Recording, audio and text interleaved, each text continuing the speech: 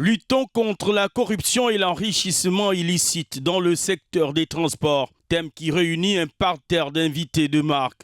Membres du gouvernement, présidents des institutions, responsables d'organisations spécialisées et spécialistes du domaine des transports pour débattre de la gangrène qui résiste au combat mené malgré un document stratégique de lutte contre le fléau élaboré en 2010 qui sert de boussole à la commission de lutte contre la corruption et l'enrichissement illicite du pays.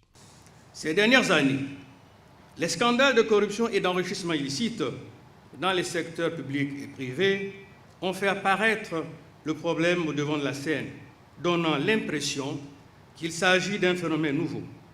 La corruption, ce mal qui anéantit les aspects positifs et les bonnes intentions, est persistante et omniprésente dans l'histoire de notre pays, en particulier lorsqu'on a prétendu ignorer son existence. Le secteur de transport qui fait l'objet de la présente édition de célébration de la Journée internationale de lutte contre la corruption est confronté à de multiples maux.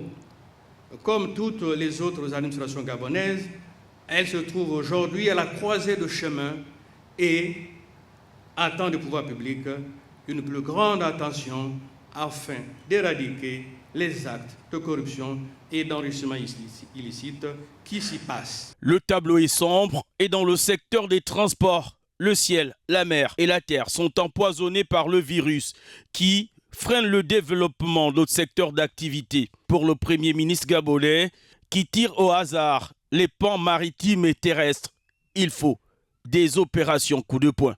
Pas de statistiques officielles. Pour autant, la corruption dans le secteur des transports a des conséquences majeures sur le plan économique, social et même politique. N'est-ce pas l'ensemble des tracasseries que l'on rencontre sur les axes routiers ou les ports? Là où bon lui semble, l'agent public attend que chauffeurs et passagers descendent de leur voiture et viennent s'acquitter du droit de passage. N'est-ce pas cela la corruption? S'agissant du transport maritime, cette corruption est le fait des armateurs, conscients des défaillances de leur matériel et désireux de faire circuler des marchandises parfois interdites. Mais aussi, elle est le fait d'agents publics qui escortent des pots de vin lors de l'entrée des navires au port pour l'exécution des procédures de routine ou les opérations de dédouanement. Les récentes suspicions de détournement de fonds dans plusieurs directions générales pourraient faire dégringoler l'indice du pays au prochain classement Transparency International, pays déjà classé en 2023, 136e sur 180 pays recensés. Depuis la création de la structure en 2003, elle a toujours dénoncé la non-prise en compte de ces rapports par l'appareil judiciaire de l'État.